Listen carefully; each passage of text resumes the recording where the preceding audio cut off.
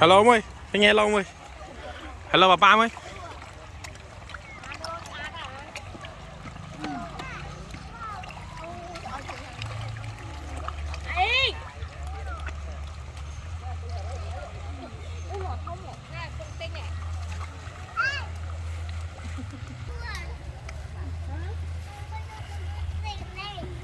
Đạn đang đầy rồi, đạn đang đầy cái băng này đầy rồi.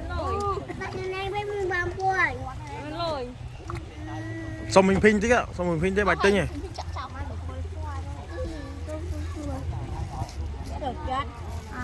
Nở bong ơi ấy, xong bạch tinh chứ này.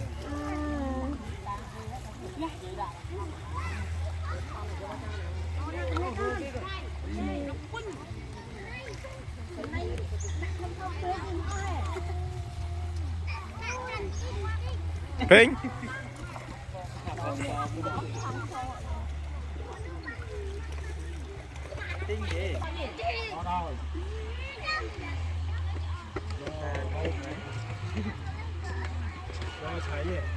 Thấy cây hậu vai cái đang ở dưới nhà cùng